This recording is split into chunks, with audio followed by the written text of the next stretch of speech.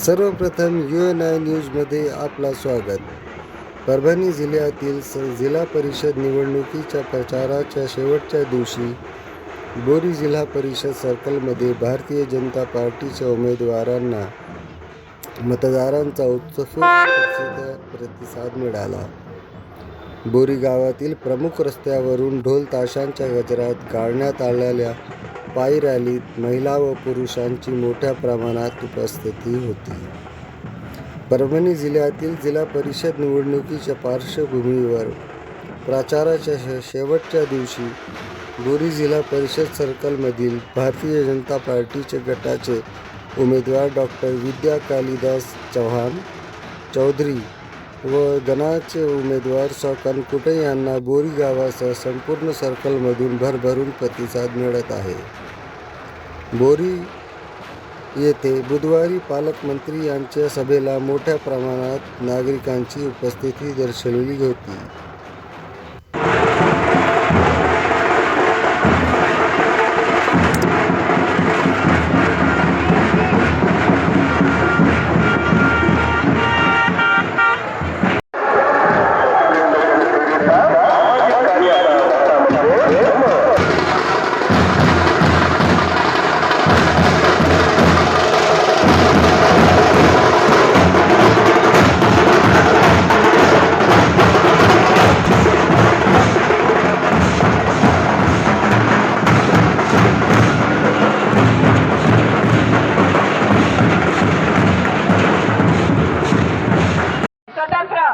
बघा, बाहेरचे लोक येऊन आपल्यासाठी सांगतात की तुमची बोरी अजून स्वतंत्र नाही. त्यांनी किती अनुभव घेतले तरी सांगितलं, कोणासोबत चहा पिला त्या दडपशाही काय केलं.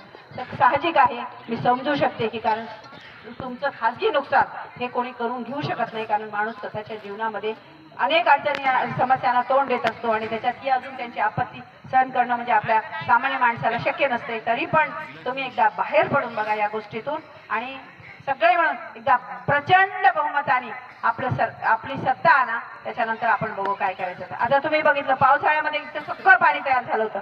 आली का ग्रामपंचायत विचारायला? कोणीच आलं नाही विचारायला. मग कोणी केलं? आमच्या कार्यकर्त्यांनी केलं, वसीमनं केलं, मतीनं केलं, मुसवीरनं केलं. त्याच्यानंतर आमच्या सतीश भाऊनी किट आणलं तुमच्यापर्यंत पाठवून. सतीश भाऊ काही होते का त्याच्यामध्ये ग्रामपंचायत काही?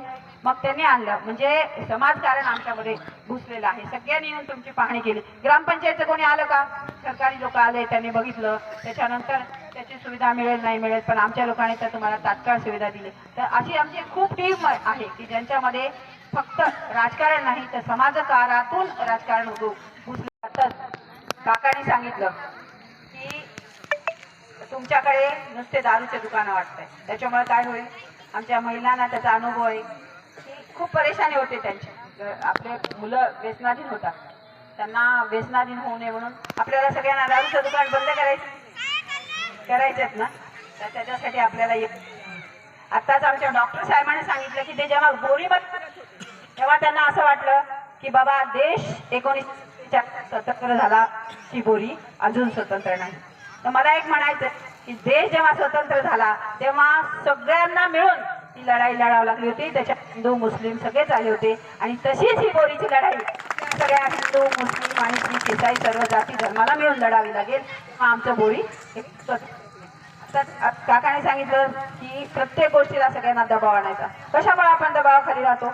आपल्याला बाबासाहेब आंबेडकरांनी एवढं स्वातंत्र्य दिले आणि पहिला मतदानाचा हक्क आपल्याला बाबासाहेबांनी दिलाय. तो तर आपल्याला बजवायचाच, पण त्याबरोबर आपल्याला या बोरीमध्ये स्वतंत्र व्हायचंय. त्यासाठी ही लढाई लढायची. बोरी दबावाखाली ठेवायची नाही, बोरी मोकळी करायची. खरं सांगते तुम्हाला, मी आलेच त्या उद्देशाने की जेव्हा मी इथं आले तेव्हा असं मला वाटायचं की बस एक सेवा आपण करतोय ना तर ती चांगली आहे. पण इथं आल्यावर बघितलं की असं काही नाही. सगळेजण म्हणायचे की दोन गोष्टी कधी घडावं लागल्या नाही पाहिजे. एक म्हणजे कोर्टाची पायरी चढावं लागली नाही पाहिजे आणि दुसरी दवाखान्याची. मला वाटायचं आपण खूपच मोठं काम करतो, दवाखान्याचं काम करतो. पण जेव्हा बघायला लागलं की असं लक्षात आलं की खूप गोष्टींची समाजाला गरजच आहे. आणि मी ज्या पक्षामध्ये काम केलं, ज्या पक्षाचे उमेदवार म्हणून आले, त्या पक्षाचा उद्देश आहे शेवटच्या घटकापर्यंत पोहोचायचे. आता काकाने खूप माहिती सांगितलं, पण परत सांगते तुम्हाला की कुठलीही गोष्ट होत नाही तुम्हाला फक्त घरकुल आलं, तुम्हाला हे मी दिलं सांगतात. किती प्रकारे वेगवेगळ्या गोष्टी असतात की घरकुल आल्यानंतर पहिली प्रायोरिटी यादी काढावी लागते की ज्याचे घर अगदी पत्रासारखं आहे, काहीच नाही त्याच्या घरात, त्याला पहिले घर द्यायला पाहिजे, त्याची यादी करायला पाहिजे. पण असं आपल्याकडे काहीही होत नाही. त्याचं पत्राचं घर 10 वर्षांनी पत्राचंच राहतंय आणि ज्याच्या घरामध्ये जायचं तुम्ही थोडं पुढं केलं